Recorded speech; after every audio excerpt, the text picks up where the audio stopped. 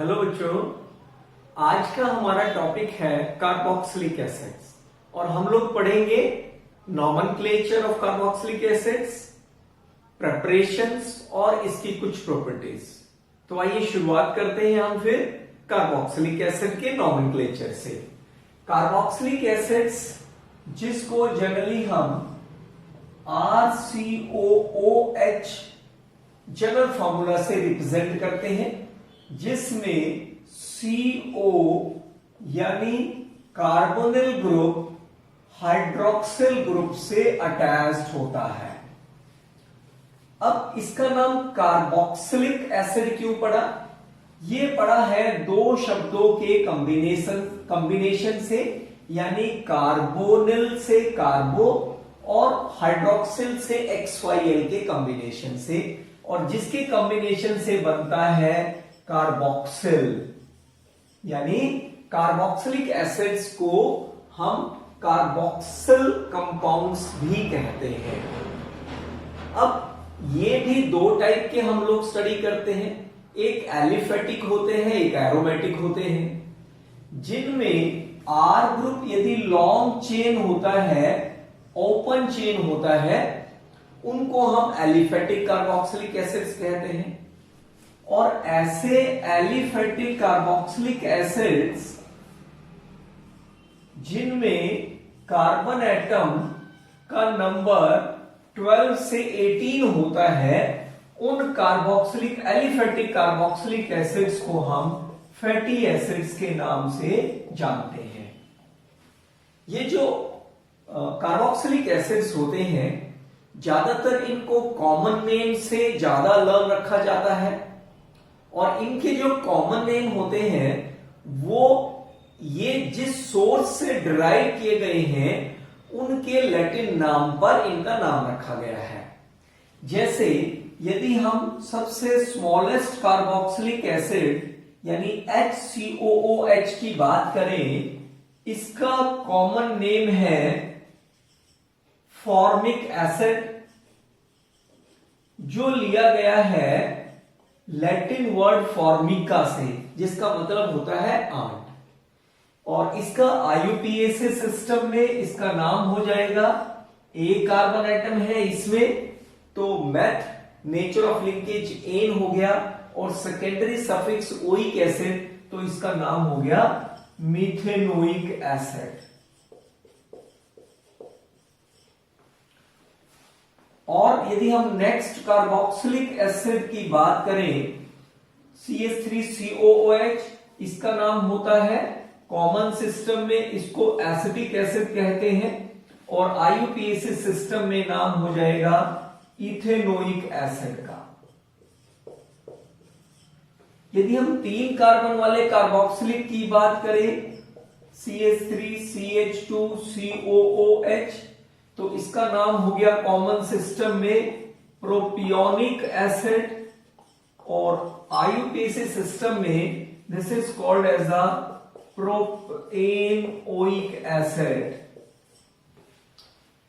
अब यदि हम डाई कार्बोक्सिलिक एसिड्स की बात करें, यानी ऐसे कार्बोक्सिलिक एसिड्स जिनमें 2 कार्बोक्सिल ग्रुप्स होते हैं, फॉर एग्जाम्पल COOH, जिसका कॉमन सिस्टम में नाम होता है ऑक्सैलिक एसिड, और IUPAC सिस्टम में 2 कार्बन है, तो नाम हो गया एथेन, और 2 है तो dioic acid, ethane dioic acid. यदि हम और 3 कार्बन वाले डाई कार्बोक्सिलिक एसिड की बात करें, जिसका कॉमन सिस्टम में नाम होता है मेलोनिक एसिड, और IUPAC सिस्टम में नाम हो जाएगा प्रोपेन डाइओइक एसिड। 4 कार्बन वाला यदि हम डाई कार्बोक्सिलिक एसिड लें, जिसको हम सक्सिनिक एसिड कहते हैं, और IUPAC सिस्टम में इसका नाम हो जाएगा ब्यूटेन डाइओइक एसिड। 5 कार्बन वाला डाई कार्बोक्सिलिक एसिड, जिसको कॉमन सिस्टम में जिसको ग्लूटारिक एसिड के नाम से जानते हैं, और ये नाम हो जाएगा आईयूपीएसी सिस्टम में पेंटेन डाइओइक एसिड। यदि हम एरोमेटिक कार्बोक्सिलिक एसिड्स की बात करें, सबसे पहले हम एरोमेटिक कार्बोक्सिलिक एसिड लेते हैं जिस पर बेंजीन पर COOH ग्रुप लगा हुआ है। कॉमन सिस्टम में this is called as a benzoic acid, और आईयूपीएसी सिस्टम में this is called as a benzene carboxylic acid. लेकिन ये एक ऐसा कंपाउंड है जिसके कॉमन नेम को एज इट इज आईयूपीएसी ने एक्सेप्ट किया है, यानी आईयूपीएसी सिस्टम में भी आप इसको बेंजोइक एसिड कह सकते हैं। इसी तरह से यदि हम नेक्स्ट कंपाउंड ले, बेंजीन पर CH2COOH ग्रुप लगा हुआ है, then it is called as a, ये फिनाइल ग्रुप हो गया C6H5, so this is called as a phenyl acetic acid, common system में कहेंगे। और आईयूपीएसी में ये मेन फंक्शन ग्रुप है 1 2 2 पे फिनाइल लगा हुआ है, तो नाम हो जाएगा 2-phenyl इथेनोइक एसिड। अब यदि हम और कंपाउंड की बात करें, जैसे बेंजीन रिंग पर कार्बोक्सिल के साथ साथ एक और OH ग्रुप सब्स्टिट्यूट है, देन कॉमन सिस्टम में this is called as a salicylic acid या ortho hydroxy benzoic acid, ortho hydroxy benzoic acid. और आईयूपीएसी सिस्टम में this is called as a two hydroxy benzoic acid.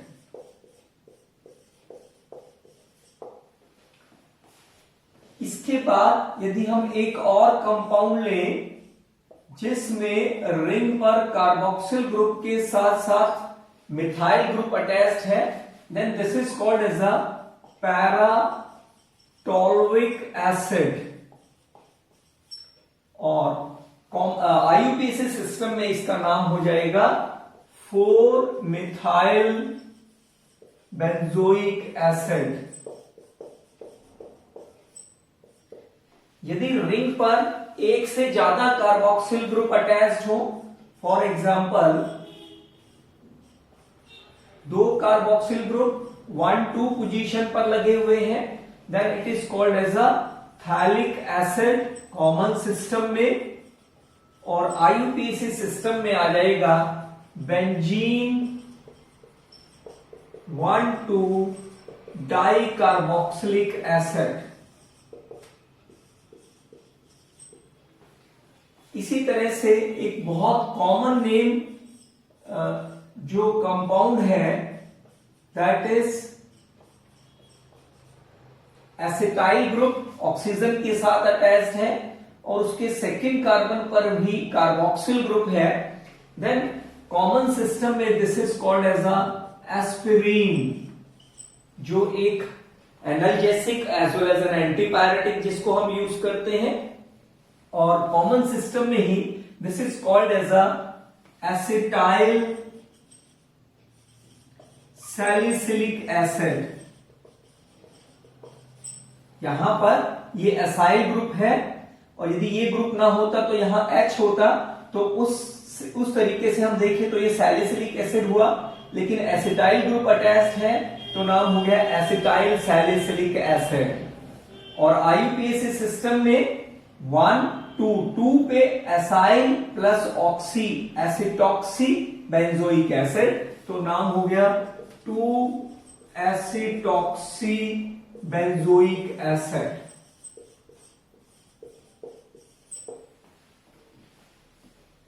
There are various methods of preparation of carboxylic acids और जिसमें पहला method है by the oxidation of alcohol।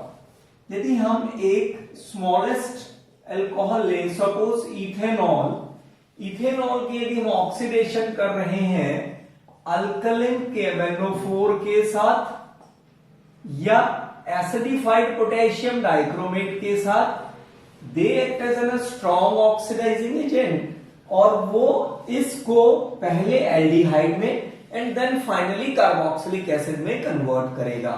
कौन सा carboxylic acid? Which have the same number of carbon atoms, means it get oxidised into the ethanoic acid. इसी तरह से यदि हम दूसरा अल्कोहल लें, सपोज बेंजाइल अल्कोहल की यदि हम बात करें, बेंजाइल अल्कोहल,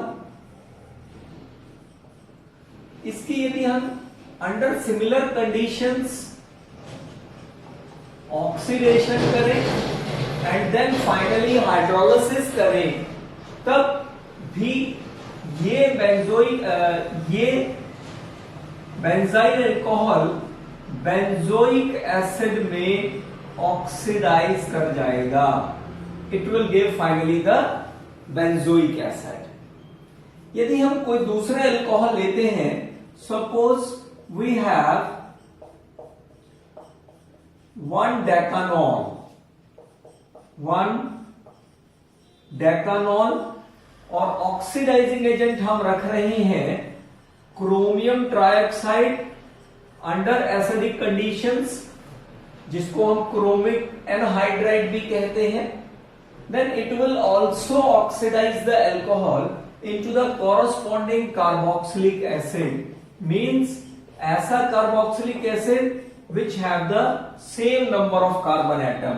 यहां पर 10 कार्बन वाला अल्कोहल है तो ये 10 कार्बन वाला ही कार्बोक्सिलिक आपको मिलेगा, that is decanoic acid. Second method of preparation है फ्रॉम एल्काइल बेंजीन।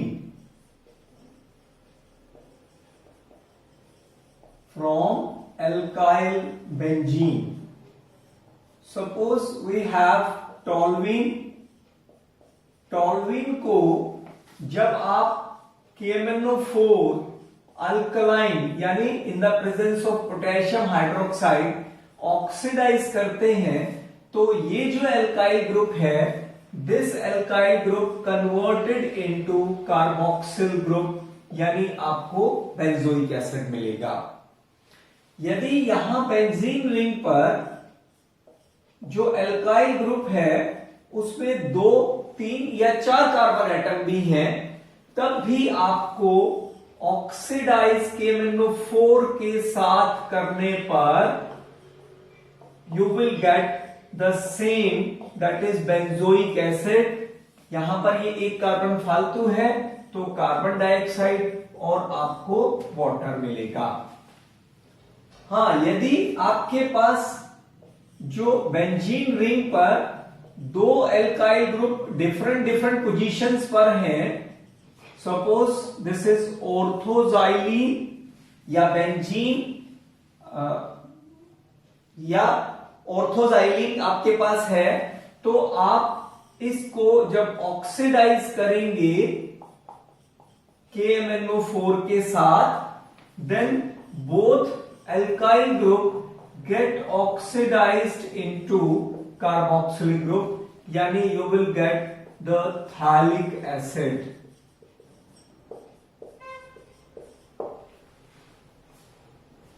परंतु यदि रिंग पर आपका टर्शरी ब्यूटाइल ग्रुप अटैच्ड है, तब KMnO4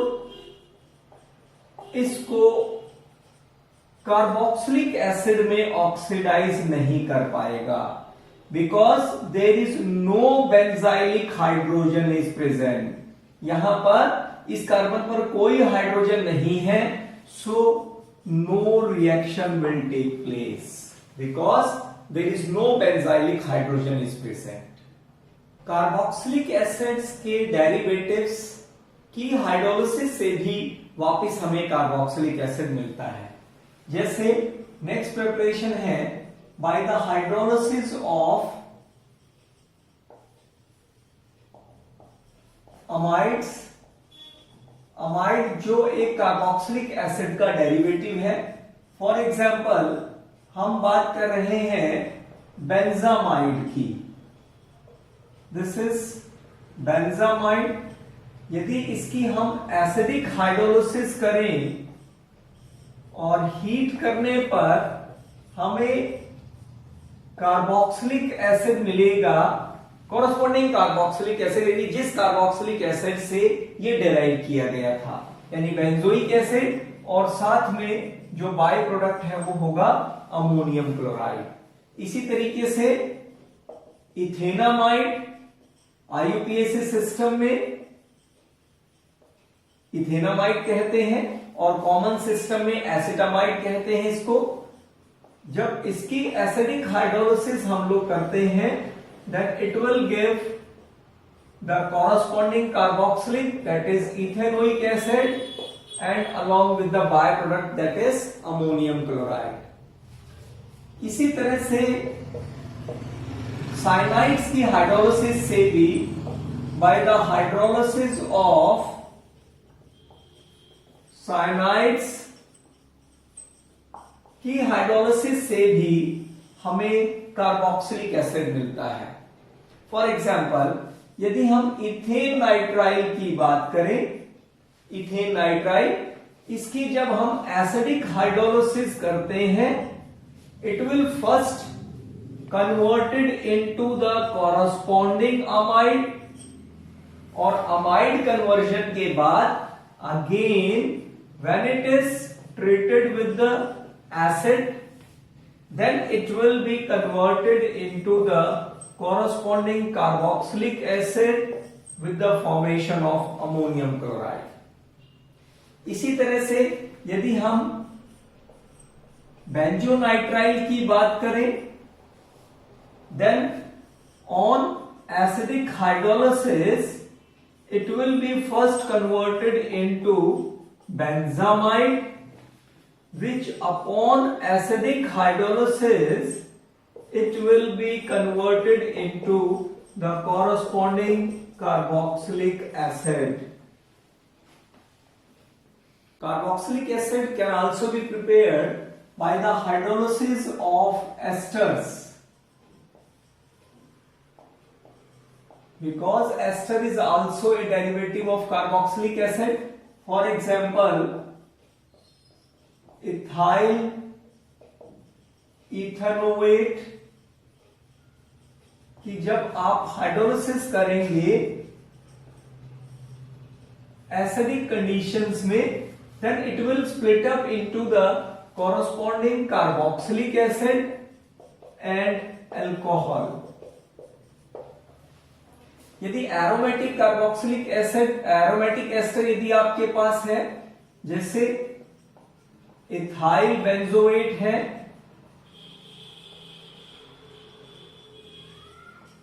जब इसकी आप हाइड्रोलिसिस करते हैं, then it will converted into the corresponding carboxylic and ethanol. Likewise, the carboxylic acid can also be prepared by the hydrolysis of acid chlorides and anhydrides. By the hydrolysis of acid chlorides and acid anhydrides. Acid anhydride की यदि हम बात करें, suppose we have acetic anhydride.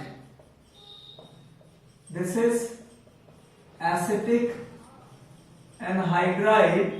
जब इसकी हम hydrolysis करते हैं तो ये यहां से बॉन्ड स्प्लिट अप होगा HOH, यानी CH3COOH और CH3COOH, यानी कॉरस्पॉन्डिंग कार्बोक्सिलिक एसिड हमें मिल जाएगा and it will give the ethanoic acid. इसी तरह से जो एसिड क्लोराइड्स होते हैं, सपोज हम सिंपलेस्ट एसिड क्लोराइड ले लेते हैं जिसको हम एसिटाइल क्लोराइड कॉमन सिस्टम में या आईयूपीएसी सिस्टम में इथेनॉइल क्लोराइड भी कहते हैं, कि हाइड्रोलिसिस जब करते हैं then it will again converted into the corresponding carboxylic acid having the same number of carbon atom, यानी ethanoic acid with HCl. Carboxylic acid can also be prepared from Grignard reagents.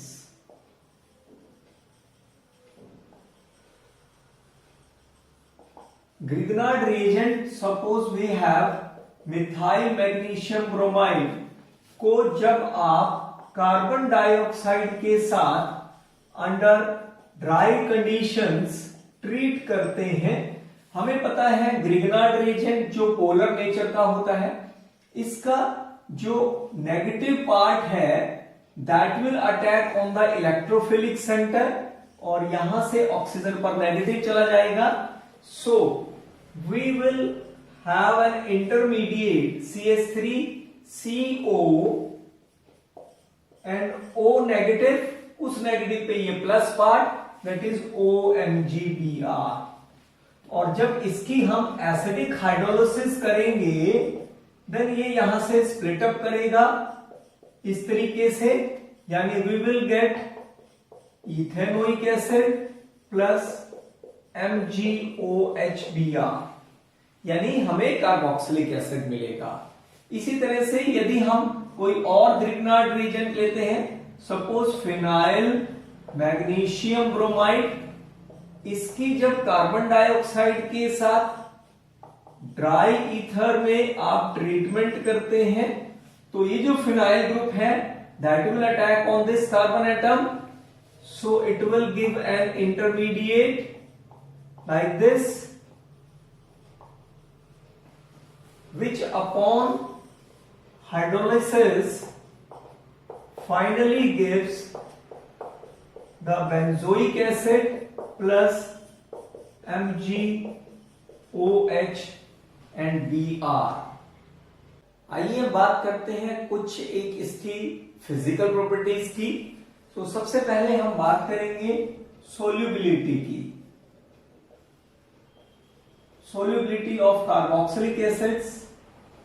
जो lower carboxylic acids होते हैं, lower carboxylic acids यानी up to 4 carbon atom, they are miscible with water because it will form hydrogen bonding with water. क्योंकि lower carboxylic acid water के साथ hydrogen bonding बनाते हैं कुछ इस तरीके से.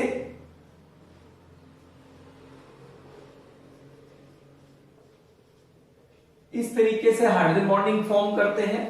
दैट इज वाई जो लोअर कार्बोक्सिलिक एसिड्स होते हैं वो वाटर में सॉल्युबल होते हैं.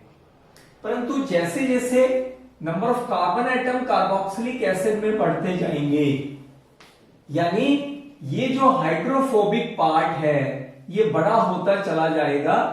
This is hydrophobic part. जैसे जैसे ये बड़ा होता चला जाएगा it will retard the formation of hydrogen bonding, और जो सॉल्युबिलिटी है वाटर में वो हायर कार्बोक्सिलिक एसिड्स की कम होती चली जाती है. दैट इज वाई जो बेंजोइक एसिड है उसकी सॉल्युबिलिटी बहुत कम होती है वाटर में. अब यदि हम बात करें बॉइलिंग पॉइंट की,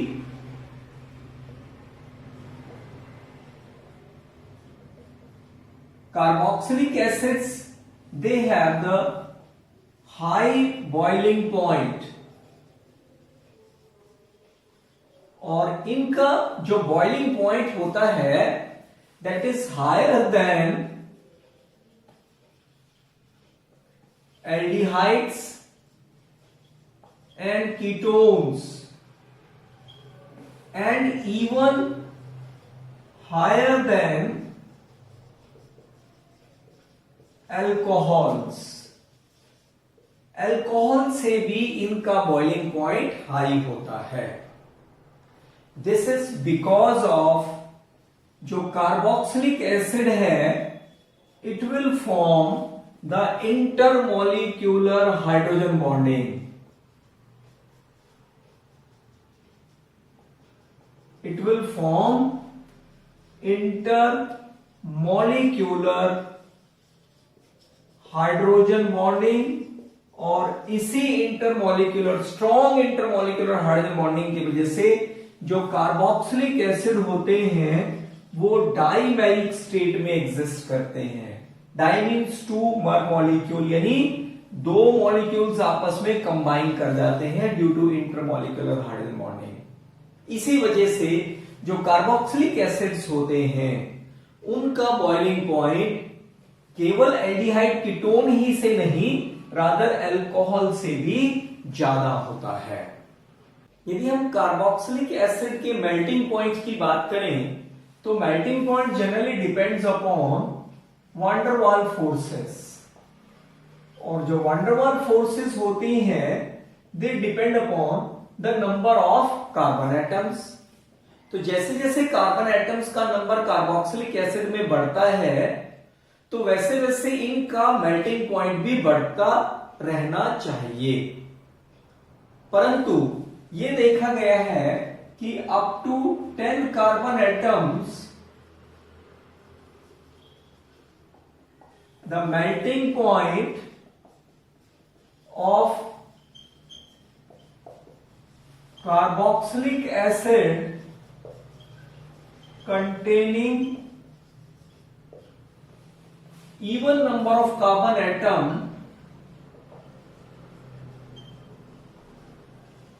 is higher than the next higher carboxylic acid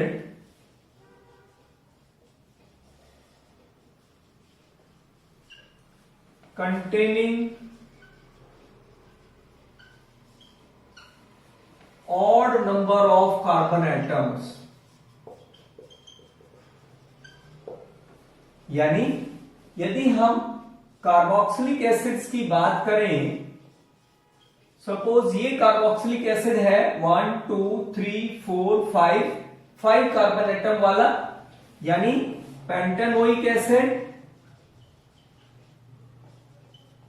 और एक यदि हम एक और कार्बोक्सिलिक एसिड की बात करें 1 2 3 4 यानी ब्यूटेनोइक एसिड. होना तो क्या चाहिए कि पेंटेनोइक एसिड जिसमें नंबर ऑफ कार्बन एटम ज्यादा है यानी वान डर वाल फोर्सेस इससे ज्यादा है तो इसका मेल्टिंग पॉइंट ज्यादा होना चाहिए ब्यूटेनोइक एसिड से. परंतु कार्बोक्सिलिक एसिड जिसके पास even number of carbon atoms होते हैं उसका मेल्टिंग पॉइंट उससे नेक्स्ट हायर कार्बोक्सिलिक एसिड यानी जिसमें odd number of carbon atom होते हैं से ज्यादा होता है. यानी इसका ज्यादा होता है और इसका कम होता है. This is because the carboxylic acid having the even number of carbon atom इसमें जो टर्मिनल मिथाइल ग्रुप है terminal methyl and carboxyl group are on opposite side of zigzag chain. Zigzag carbon chain. इस carbon chain के जो zigzag carbon chain है इसके जो terminal groups हैं वो दोनों ऑपोजिट साइड पर हैं. सो closely fit in crystal lattice. इसलिए इनकी जो फिटिंग है इन मॉलिक्यूल्स की वो क्रिस्टल लैटिस में बहुत क्लोज फिटिंग होती है. और यदि क्लोज फिटिंग होगी तो स्ट्रॉन्ग फोर्स ऑफ अट्रैक्शन रहेगी.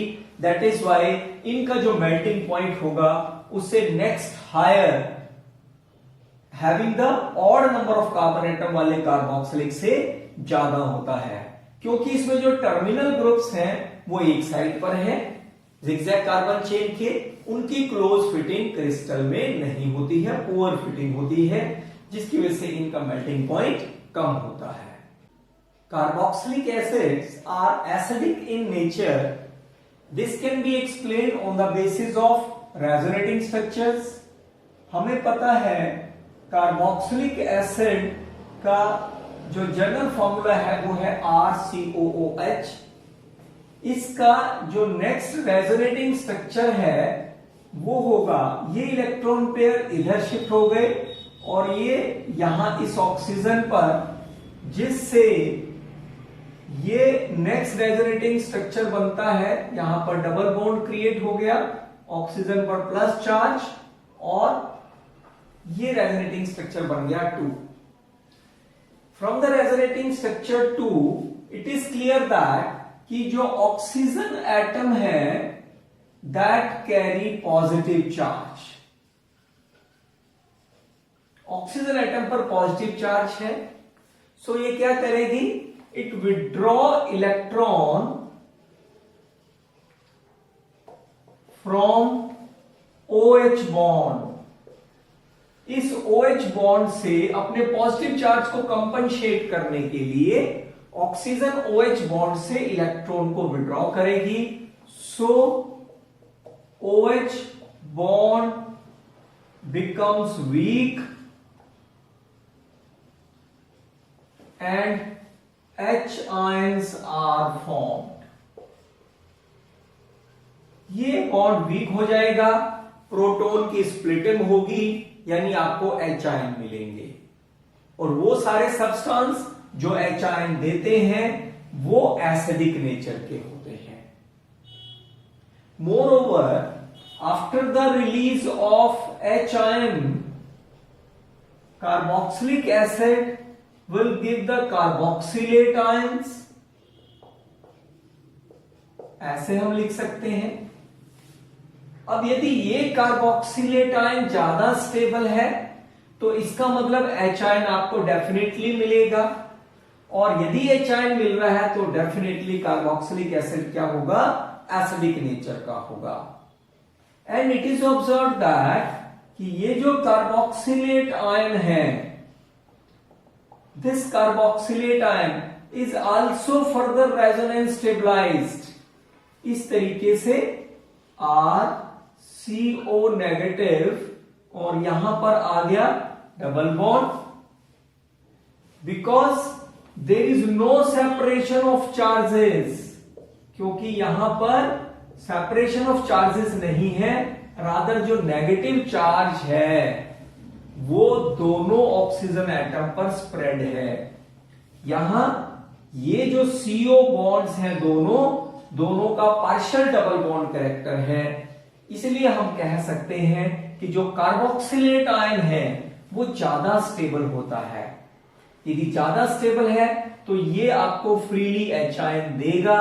दैट इज वाई जो कार्बोक्सिलिक एसिड होंगे वो एसिडिक नेचर के होंगे। मोरओवर जिस कार्बोक्सिलिक एसिड का कार्बोक्सिलेट आयन जितना ज्यादा स्टेबल होगा उसका एसिडिक कैरेक्टर भी उतना ज्यादा होगा।